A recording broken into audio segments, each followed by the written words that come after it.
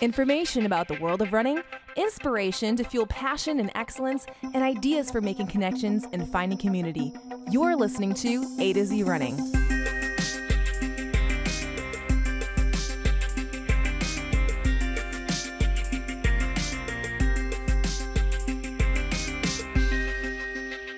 Hey everybody, welcome to the A to Z Running podcast, where we help runners thrive. I'm Andy. And I am Zach. And during the show today, Olympian, NCAA champ, and NCAA record holder Yared Nuguse discusses taming ourselves and pushing through trials and limitations to achieve success.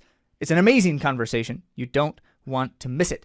And stick around after that for the latest from the world of running, including the World Indoor Track Championships and New York City Half Marathon, as well as additional race action from the weekend. Lots to cover and lots of great information that can't be included here. And so if you want all the great information, you need to go to AtoZrunning.com and look for the word follow. Subscribe for free so you don't miss a thing. And of course, find us in the places where you like to find things, like YouTube, or social media, or otherwise. Then you'll never miss any of it. And when you do, we love to hear from you. So Polly had written on one of our posts that was about the episode a couple weeks ago, The Science of Losing Fitness with Todd Buckingham. We had posted something that he said, which is that the goal isn't to win training. And she wrote, I have to tell myself this sometimes when someone passes me on a run. Chill out. You don't need to win an easy run. Who else has been there? I think all of us. Well, that's exactly the point. Why do we train? Certainly, we need to know that. And when we know that, what is it we're trying to do in training? It's much easier to convince ourselves to do the thing properly. Absolutely.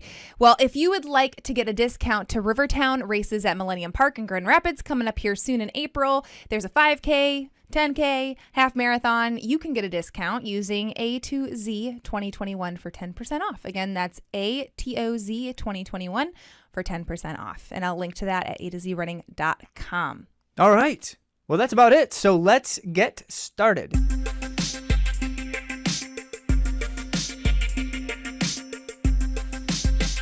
Today's main topic is pushing through. Whether you're pushing through the line or a season or maybe some highs and lows with training in life, Olympian Yared Nuguse has insight to share that will encourage us all. So let's talk a little bit about Yared. He knows how to battle to the line. That has become quite evident to the running community. He gets it done in the late stage of racing. In 2019, he edged out Grant Fisher of Stanford University, now Bowerman Track Club and American record holder ×2, to bring Notre Dame DMR team to victory by 0.15 seconds. Another example is when he won the NCAA 1500 meter title in 2019 at the Outdoor Nationals by 3 thousandths of a second. That's wow. Close. Aren't both of his NCAA records also like near close call?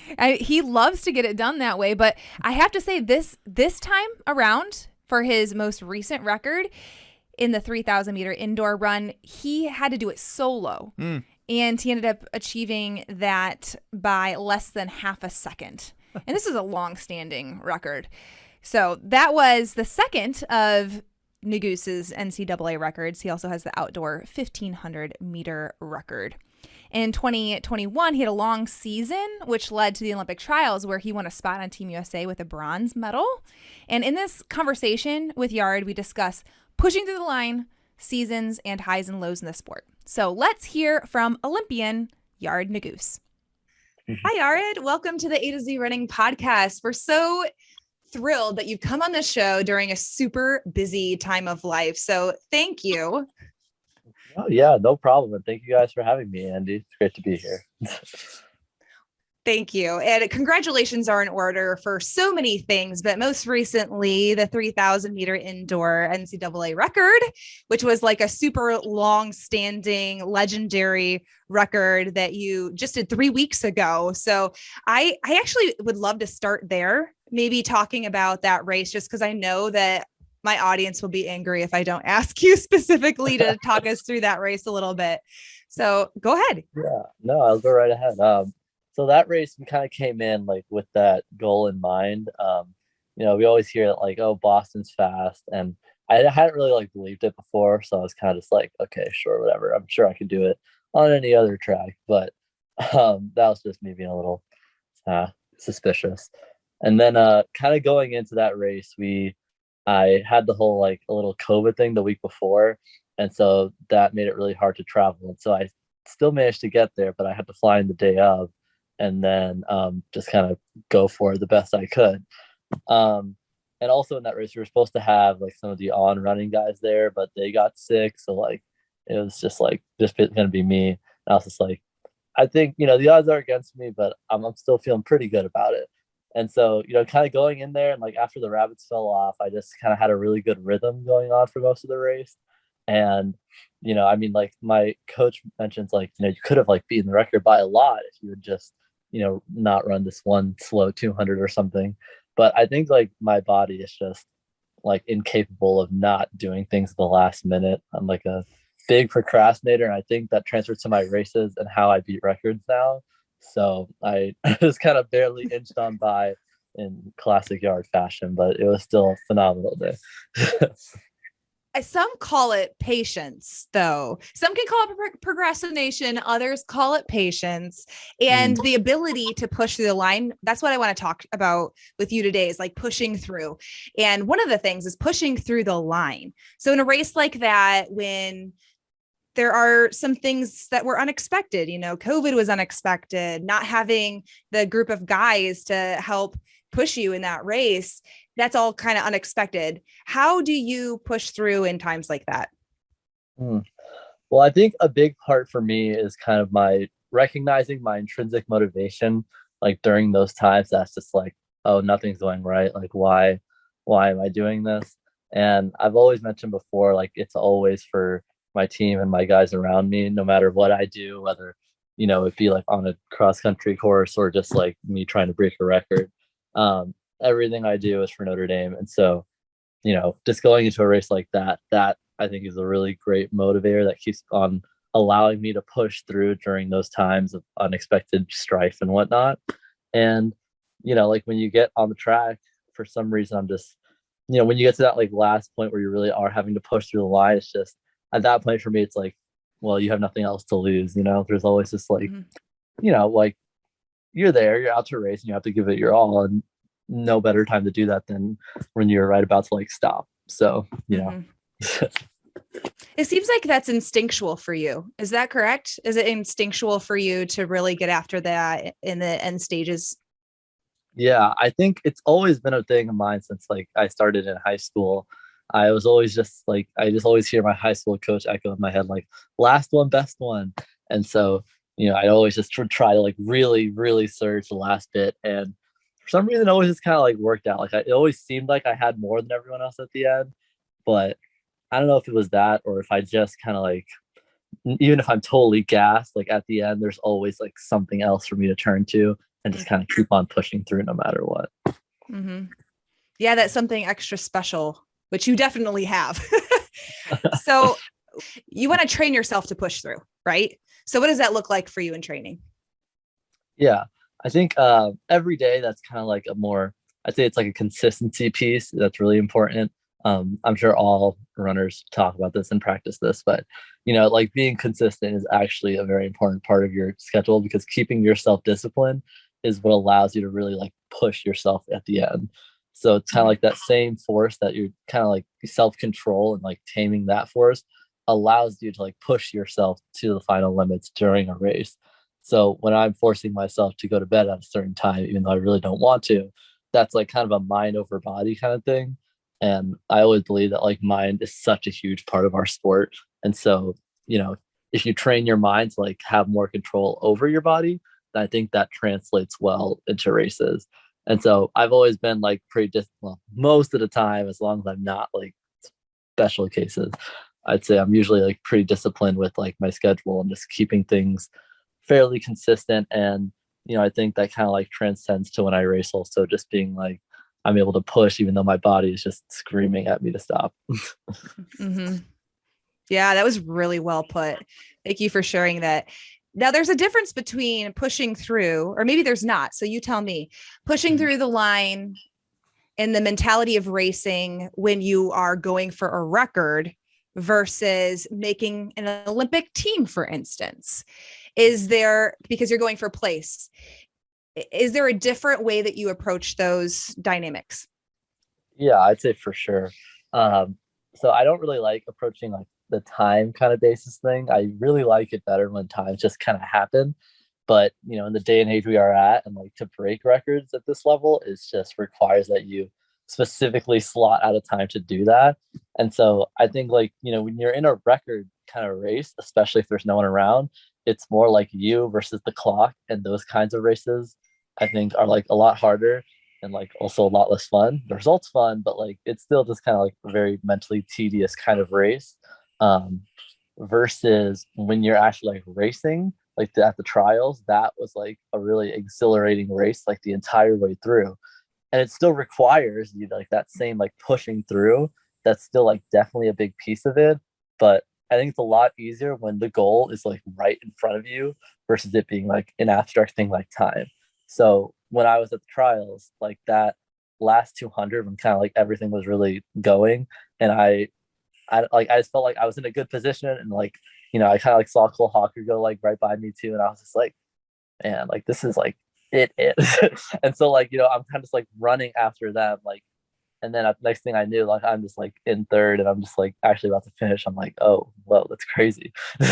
Like you just kind of lose yourself in moments like that versus like in a record kind of race. I feel like you're there for like every second of the race. Like you're have to be present and you have to be focused on like keeping on turning it on because like no one else is there to keep you accountable. So I think like that's why I kind of like more like competitive races. So what I'm hearing you say is that doesn't take as much of the mental strain of clicking off the pace. So what is smart racing to you in those two different scenarios? Smart racing. So I think I finally kind of achieved almost smart racing in my craft at some point. People say like, oh, Yared's good at racing at this and this and this. And like, yeah, but I don't feel that like super smart in any of those cases, except like the sit and kick kind of race. But I'd say, so for a big thing, especially like at this higher level, is positioning in races. That gets like very key because the higher up you get, the more similar everyone's kicks are. And so, if you're in a race where like everyone can do like the same kick and your kick is like 1 second faster, but you're like 1 second behind everyone, then it doesn't matter. Like you're gonna lose. Mm-hmm. So it's really important, like especially coming into like whatever. I usually like kind of do the last lap as a reference, but you kind of want to be in position for most of the race, so you can kind of just like relax through it. But I kind of like to position myself somewhat towards the front. It doesn't necessarily have to be like number one because I don't really like being up there anyway. But just kind of being close by and like not boxing on the rail. That's like a big thing, especially when races are really crowded. Just like not getting absolutely consumed by a pack. And so I'd say just kind of keeping a good position there, and then when it times to come to let your kick go, it's just like to show everyone what you got. And then in like a record race, well, I mean, I think it's just kind of like finding a rhythm, I just had a very hard goal of like, run like 30 and some change every lap. And then, you'll be set. And, it sounds easy in practice, but I kind of incorporated that I would kind of push a little at the last one, which thankfully I did. Otherwise I wouldn't have gotten it. But, I think a big part of that race is just kind of finding that rhythm and staying in that rhythm. Even like, especially when you want to like zone out, like a couple laps after the rabbit kicked off, I know I had a slightly slower lap, and my coach just like, it's going to get harder every lap. Like, you kind of expect that, oh, I'm going to keep on running 30s. It should feel about the same, but it just gets, worse and worse and worse and worse every time, obviously.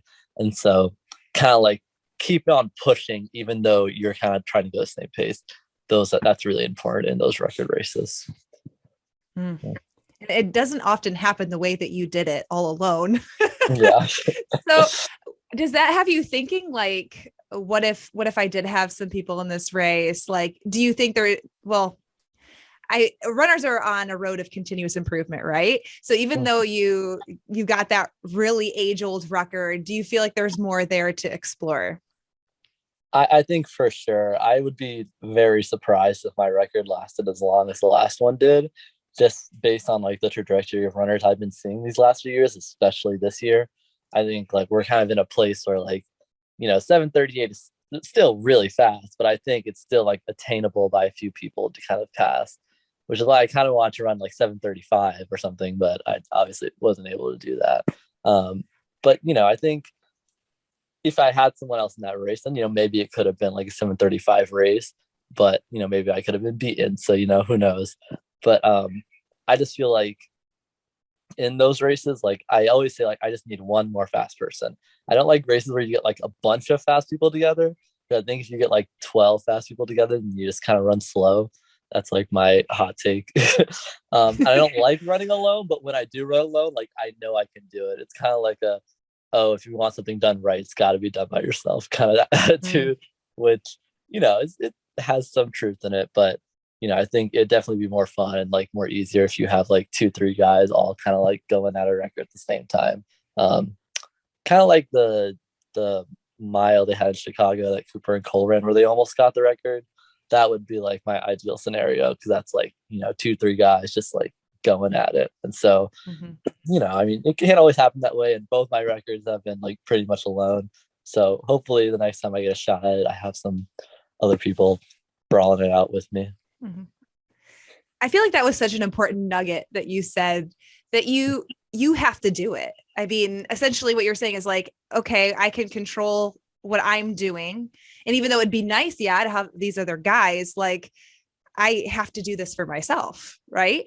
So I think that that's kind of the ownership that you're talking about is a really important translation that all of us, all of the listeners can take away, is like, yeah, there's these different circumstances. I can't control those, but I'm going to own what I know I can do, what I've trained for, and I'm not, I'm still going to go do it. I like that mentality. That was a really good nugget. Yeah, thanks. I mean, this is how it is. Like, I don't want to, you don't want to like rely on other people. Like, you're like, oh, if I just had these fast guys in my race, I would run faster. I feel like it's always more just like, I'm going to run faster when I want to run faster. And, those guys will help make it easier, but like, it's all going to be me in the end. Right. So, yeah. You're putting one foot in front of another, and no one can push you. And if they do, that's not a good thing. That doesn't help you. So we talked about pushing through the line when it comes to racing, but what about pushing through a really long season? And would you tell us about your really long season? Yeah. So, of course, I had that season where it was cross country in the winter, even though we just had cross country in the fall. Cross country in the fall, cross country, a little break, then cross country in the winter, then outdoor track, and then just kind of right into the Olympics and whatnot. And so that was a really interesting season because, I'm not kind of used to the quick turnover from cross country to like outdoor track. I'm kind of more used to like cross country to indoor where you have winter break to kind of get your speed up. And so going into that, I was a little worried, just like, am I really going to have, the speed I need to have in that race? But my coach is pretty great at what he does and is able to kind of get us all prepared for track in a relatively quick period of time. And there are definitely moments though, like especially towards the end of that season, like after outdoor, kind of knowing the trials were coming, I was just like, man, this is like another month of just like me being here in South Bend instead of like being home or something. And so, for me at that point, like it's all about just kind of reaching out and making those long seasons like really, an enjoyable time, hanging out with friends and just kind of like taking a break without actually taking a break is kind of how I put it. I think I kind of get like really focused in for like 3 months at a time, however long the season will be. And then it kind of like tapers off a little bit. So I kind of like had my 2-3 months for outdoor and then tapered off and then kind of like, but still was kind of locked in for the trials. And then, after the trials, continuing on to the Olympics in August. And despite what happened, I felt like I was really like mentally, like really there to kind of give it my all because, it's just like this is a huge opportunity and one that like I don't want to miss, you know? So Mm-hmm. I feel like just kind of realizing, especially after COVID, that everything is just so fragile and everything can just disappear in an instant. It kind of makes you really appreciate a season, even if it is going on for seemingly forever. Mm-hmm. What are some things you do to stay engaged? Yeah. So I'd say a big thing is kind of just staying engaged with my team, especially we're a pretty close team. And I think, you know, that has been our biggest strength always. And so, you know, for me, it's just like simple things like going out and playing Catan or something and just like hanging out and like really kind of fortifying that, like why I do this. And like, you know, it's for these guys that freaking wreck me in Catan and whatnot. So it's just little things like that that kind of really keep you locked in and just like not, I guess, losing focus. It's kind of hard to articulate, I will say, like just like I'm just like, oh, just don't lose focus. But obviously that is a very mentally tough thing to do and kind of something I've acquired over the years. I feel like you're doing a great job of explaining it, because it's almost that you are measuring your times of rest in a way, like mental rest, saying, I'm going to go play Catan, or I'm going to choose to focus on community within the running experience, and having intention. I guess that's the word I'm looking for, being intentional about spending that time. And you said taking a break without taking a break, but having those moments where you center yourself, as you said. I think that's really relatable and translatable for our audience too. So how do you combat, and do you have to combat any kind of like negative thoughts about how your body's doing in this long period of time, pushing through this season? Do you have moments where you're like, I just feel like I'm tired? And what do you do about it when you face those times? Yeah, there are definitely moments like that, especially when I was more freshman sophomore year. Like especially my sophomore year outdoor, right before I won my national title, I was just so tired of running at that point because like no one else was there. It was just like basically me from the distance squad. Everyone else went home for the summer, and I was just like, man, I am tired of running right now. I just want to go on summer vacation and just like turn off for like a while. And you know, if I had, you know, really done that, then I wouldn't have been able to win that 1500 that year. And so you know, those moments for me was just a lot of kind of just being like, okay, yes, everything seems bad right now, but I think like kind of goals are really helpful there, and just being like, but the reward is definitely much worth, you know, any kind of suffering you're going through. And I wouldn't say it was suffering. I was just like hanging out in a dorm in the summer and just running and then just hanging out all day. But you know, it was still just like a really, like in my head, a very boring time. And I was just like, is this really going to be worth it? Because it was my first outdoor national meet. I was like, can I really actually do anything here? So like, should I really be staying? And you know, doubts like that are definitely going to prevail, especially like when you have like a reason to doubt. Like if I had like a bad workout or something, I feel we all been there, but it's about like not letting those bad moments kind of define the experience as a whole. Like if I have a bad workout Tuesday before a weekend race, I'm not just going to absolutely like cave in, because I feel like those negative thoughts and that kind of thinking just really kind of makes your worst fear come true. Like if I just dwell on a negative workout, then my race outcome is going to be negative. But I've always been able to kind of just look past those kinds of things and just being like, I know who I am. I know all the success I've done before just hasn't gone away because I've done like one workout that felt slightly harder than normal. It's just kind of keeping an even head and like really kind of keeping it stable after a bad thing, and just kind of, you know, remembering who you are and remembering the great goals that you can achieve if you just kind of stick to it. Mm-hmm. And I like that, how that translates to your racing too, where you're going to put out the negative thoughts that you could have, or give yourself excuses like, oh, I'm not feeling the best. You know, I'm in this race. I've just had COVID. I have a good excuse not to perform like I thought I could, but instead you banish those. But it's a practice. It's a habit for you. And I think that is really a key point, that again, all of us could practice that discipline of just banishing those negative thoughts when we feel like insecure, I guess, about what we're doing and our abilities. So thank you for sharing that. It really goes well into the next part I wanted to talk about, which was pushing through the highs and the lows. And running certainly has them. I don't think I've talked to a single person who's been on the mountaintop continuously without ever having, some valleys or some injuries. So can you talk us through how you push through highs and lows? I mean, I feel like you did such a great job, like coming back and then getting another record after having an injury in Tokyo. Could you talk our audience through that? Yeah. So I'd say first off, historically wise, I've been pretty fortunate on the low end, just like not really having any like huge major lows. Like I might be like banged up in one way or another, but like I'd actually just never like I felt like really, really been injured until like Tokyo, which is just like the worst time, of course. And I think a big part of just like kind of who I am is just kind of like staying even keel about like everything, no matter what happens. Like after I win a national meet or after like this injury thing, I'm all just like, okay, it happened. You take it in, you accept that it happened, and then you kind of just like move on from that. So after Tokyo, especially, that was like a really brutal one because like there was kind of like hope. Like after I got injured, they were just like, well, like you might be able to still race and like heal back. And like I did like get a lot better in a short period of time, but like clearly not better enough to race. And so like that was like more of a slow burn too. This isn't gonna work.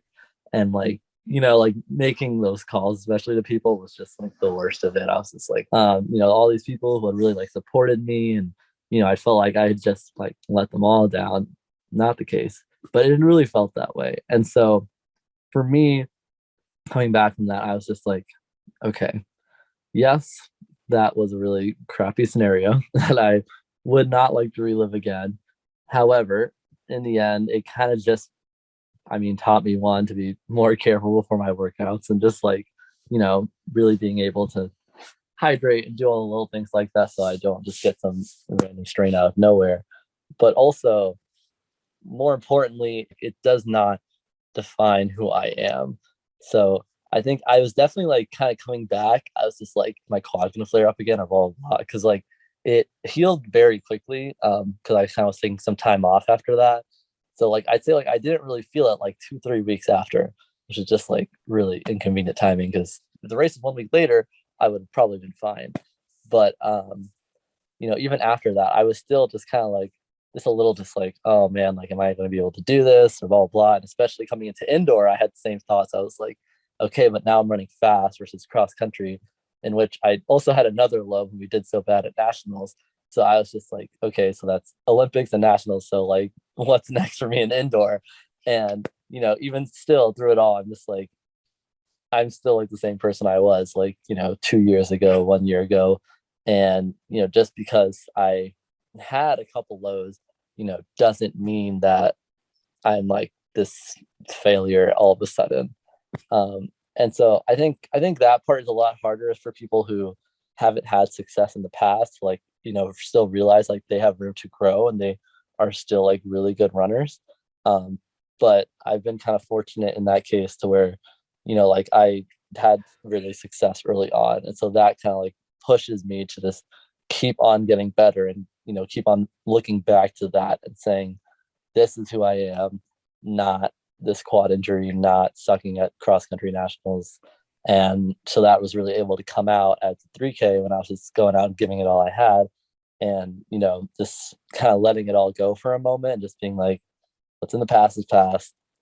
I'm more looking forward. And so, yeah, that was a lot. But, yeah. No, it's profound stuff. I think that we all wrestle with that, like we know deep down we are enough. Nothing increases or decreases our worth. Whether we have a good day or a bad day, we still have our worth.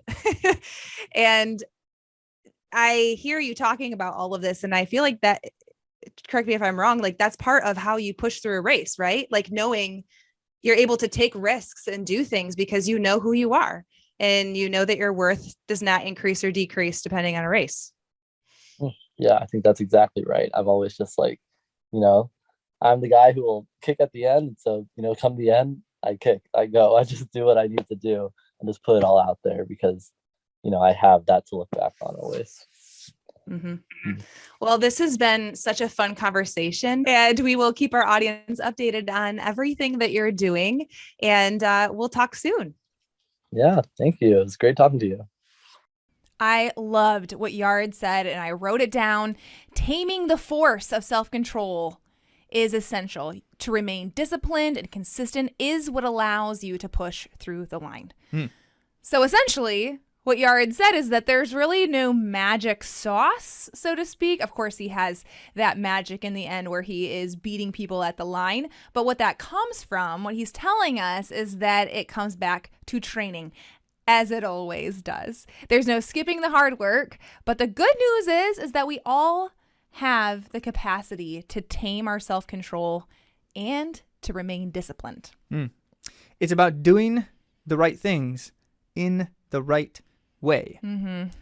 That is always the case. So it's like, you know, training is the goal of high quality training implemented in wise and smart methods. And that's a great conversation, great reflection. How do we rein in some senses, ourselves, you know, self-discipline and all of those things appropriately? It's like getting to bed on time and things of that nature. That's hard as a college athlete, that he is able to find himself honing in on with that self-discipline because he has really big goals, you know, being the best in the U.S. So it was a great conversation to have with Yared. Excellent. Well, thank you so much for sharing with all of us and Andy. And with that, let's get on to the world of running.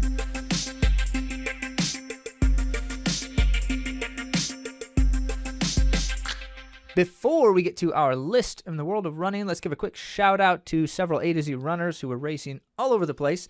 Well, all over the races. Certainly at the Spectrum Health Irish Jig in Grand Rapids. That's a local event for us as well. And so lots of fun and participation from lots of people we know. But shout out to Zach and Andrew and Pete and Nick and Christy, all participating. Great to see you out there also. And shout out to Madeline and Mike, who were in Chicago at the Shamrock Shuffle. Very so fun. lots of festive racing this weekend. Now let's hop indoor for the World Indoor Track and Field Championships. And we're going to get started with one of my favorite events of the entire championship, which was the women's 3,000 meter run. And Ellie Purrier-St. Pierre claimed silver for the USA in a stacked 3,000 meter field. It was a strong field. It was. So Ellie Purrier was second to Lemlem Halou, who won in a time of 8:41.82, so a very fast race. And Alicia Munson had a great showing. She was 7th place. But how it kind of went down was that Gabriella Dupuis-Stafford led the race in the early stages, and she did hang in the mix, and she ended up in 4th place. She's from Canada, and you might know her because we recently spoke about her getting the North American 3,000 meter record. And runs for Bowerman Track Club. Yep. So they've got a fairly strong showing in most international contests, it would seem. Yes, I would say so.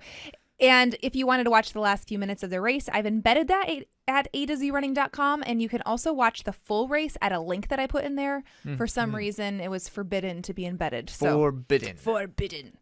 Next up, I said before I was really excited. This is the one I'm actually the most excited about. Oh, the most yes. Excited. So the other one was most excited. This one's more most excited. I know, and it's irrelevant to all of you who are listening. For news, Ajay Wilson won the 800 meter representing Team USA in a time of 1:59.09. Why is that so exciting to you? This is her first world title. This is her first gold. Yeah. And she's been in this sport. She's been doing this at a high level for a decade. Since she was a teenager. Since she was a literal teenager. At the world stage. So this might be surprising to some of you who know Ajay Wilson and her dominance, for the last 10 years. But this is her first world title, and it was a very dominant victory of almost 1.5 seconds. Which is a lot in the 800 meter. Yeah. And Let's Run noted that in 2013, Wilson was 5th at the Outdoor Worlds. And since she has won 2 outdoor bronze medals and 2 indoor silver medals. So not that she is undecorated by any Right. means. She's one of the most decorated And she's U.S. held the 800 meter American record. Yes, And, yep. yeah. So it's awesome for her to see her gold finally. Yes. You could yes. say. Very Mhm. cool. And Andy is so excited. Well, speaking I of am. exciting races, the men's 1500 meter was also a stacked field. The indoor championships is often one that sees a fair number of the world's best just not show up. They choose to forego. It depends on the year, and sometimes they do, sometimes they don't. But occasionally you'll get something where, like in the men's 1500, where they still show up. Yeah, the previous world record holder and the current world record holder. Right. And so you get some exciting times. Showdown. And I mean, and a field full of Olympians as well. Yep. Mm-hmm. So that's no small feat to race in a contest like that. And Samuel Tefera, who was the previous world record holder in indoors, did not disappoint, upsetting, you could say, the current world record holder, Jakob Ingebrigtsen, with a blazing fast. It was like 3:32 and change. Mm-hmm. And so in a fast race, and Jakob even talking about in an interview that, it was indeed the kind of thing where you just like put the pedal down and see what happens, see who hangs on. Well, there's a lot of guys who can hang on in Yeah. a field that strong. And so it was Tefera who came out on top. Right. And he has been beaten by Ingebrigtsen the 11 other times that they've raced against each other. Yes. So if you just look at the two in terms of when they've competed at the same time, 1 for 11, but he did it Oh, when it I'm sorry. counts. So 11 is the total. So yeah, 1 for 10, Yeah. 1 for 11. 10%. So, yes. Now, good things there from the top two. We also saw some pretty impressive athletes around and about in the field behind them. Certainly notable in third place, Abel Kipsang. And we've talked a lot about Ali Hoare from Australia, also from On Athletics Club. And he was in fifth. Yeah. He had talked about Oliver Hoare in the post-race interview about how Abel Kipsang was the one who really kept it honest there in the beginning. And then Tefera classically sat on Ingebrigtsen for the first about 7 laps thereafter and overtook him in the final kick. So just a fast race. And Oliver Hoare said he wasn't expecting it to be like that fast. Like obviously Rarely he knew it was ever going to is. be, he knew it was going to be fast, but at a championship race like this, he thought it might settle, but it didn't. So anyway, Oliver fun to Hoare did an amazing job and great things to come for outdoor season. It'll be so fun to see what happens in Eugene. Absolutely that. And another shout out for U.S. athlete Bryce Hoppel in the 800 meters, taking home the bronze for Team USA. Exciting things there. Now, on an aside. Yeah, just a brief aside. We usually don't talk about anything other than distance running, but Because what else really matters? but when world records happen, we at least like to try to mention them sometimes. Well, Mondo Duplantis cleared 6.20 meters, which is 20 feet 4 inches, on his final attempt, so very theatrical, to get the record, For world the record, pole vault. by 1 centimeter. Clarifying here, this is the pole vault. This is his second time getting the record in 2 weeks. Yeah, he does things like that. Yeah, yeah. And then Venezuelan Yulemar Rojas launched the farthest jump in history in any setting, so that's indoor or outdoor. And this was in the triple jump. She went 15.74 meters. She's so dominant. Gold medalist Gold in medalist, the Summer Games, and so no surprise, she's been able to do things that many are just in awe when they watch her jump. And this is a full foot further than her previous world indoor record that she held. A whole foot. Okay. That's pretty cool. Yeah. Which means that no one else is really even in the picture when it comes to this triple jump event. So, wow, Rojas, Not when she's on. Yeah. amazing. So an exciting world indoor meet. A lot of the races and events are available to watch online if you find them. Yeah, they're not embedded, I don't believe, on many Just websites. find the So if links. you just go to YouTube and search in the search bar, I do have a couple of them linked, the ones I was able to get to. So, yeah, it's exciting to watch.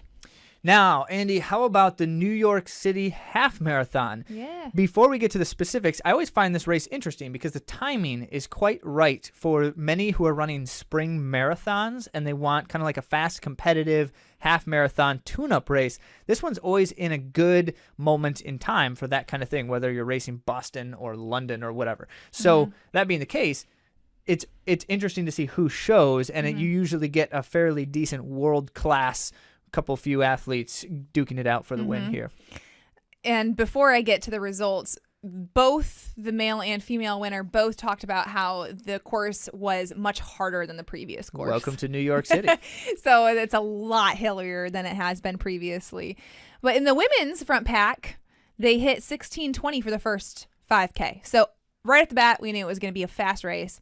And the winner in the very end, spoiler alert, was Semberi Tafiri, and she set a new course record. If it's a new course, isn't it automatically a new course record? That's true, I guess.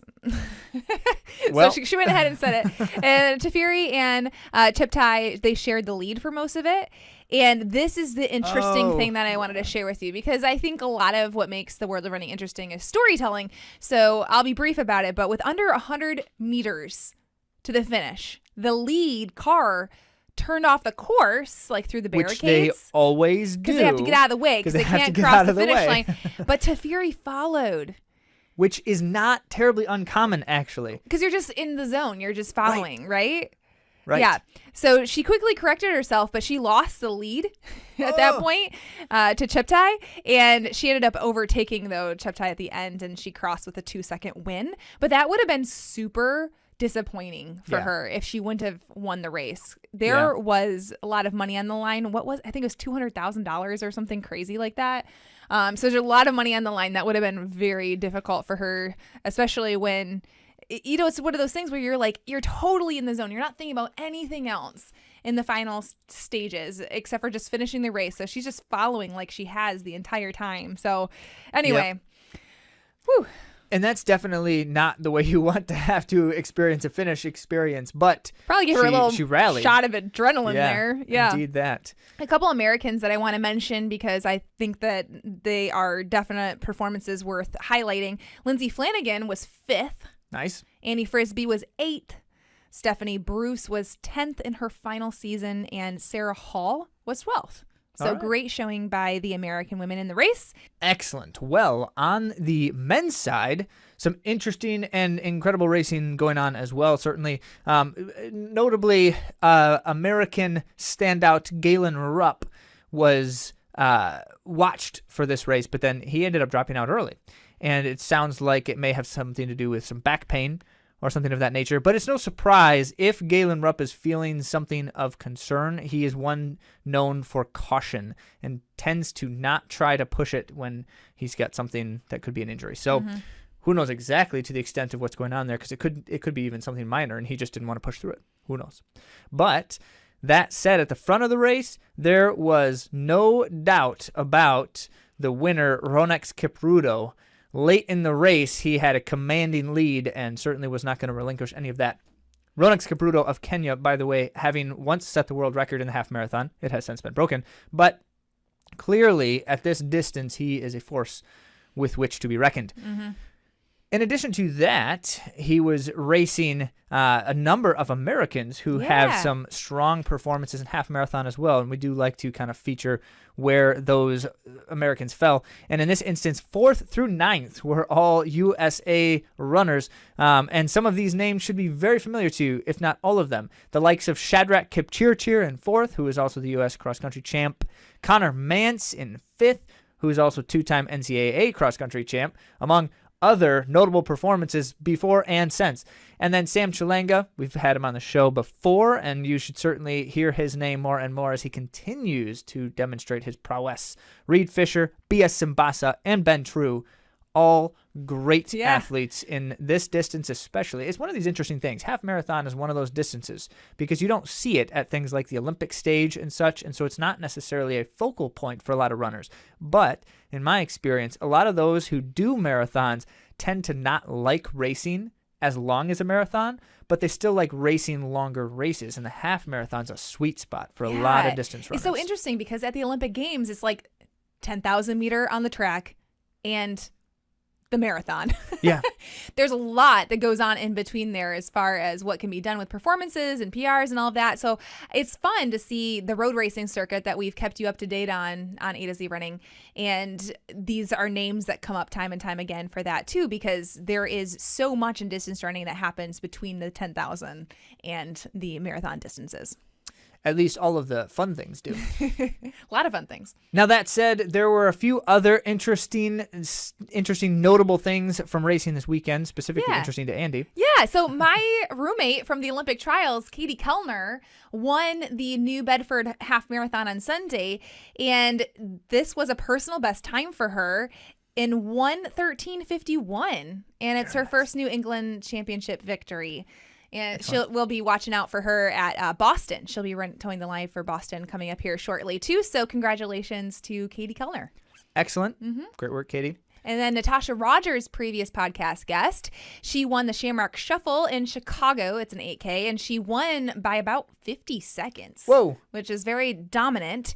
And the team event, because this was also scored as a team, even though it's a road race, there's very few of those that are scored as road races, but it was won by Hansons Brooks Distance Project on both the men's and women's side. Correct me if I'm wrong, but I think that's the only major road race in the United States that is a team event. I wouldn't be able to tell you yes or no on that. So there's very few of them. Even if it's not the only, it certainly is one of only a few at best. And that's, it's always an exciting thing because you don't get a lot of this kind of dynamic in running outside of like high school and college and such.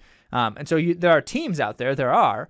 Especially at like the sub-elite kind of semi-pro level, there's a lot of great programs. And so a chance for them to actually race against each other. You have some cross-country races, and that's about it, except for the Shamrock Shuffle. So it's fun to see them come out. So a fully professional team, Hansons Brooks Distance Project, that dominated, but there were also great showings from other club teams. In fact, Zach's club team, Playmakers, had won previously. I have some pictures from back in the day when Zach had like long blonde She says hair. Zach's club team. I ran with Playmakers. It wasn't his Andy club did team. too for a few years long But it's a fun one ago. to do as a team, to have there be a road race Very that fun. actually is scored as a team. So congratulations to Hansons and also to Natasha Rogers, who we've enjoyed following and keeping you up to date on.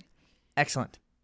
Well, as it happens, that's all we've got for today. We appreciate your time and attention. And remember, if you're needing a little something more, check out our training and coaching services. You can find these things on AtoZrunning.com. Just look for the word coaching. We would love to connect with you.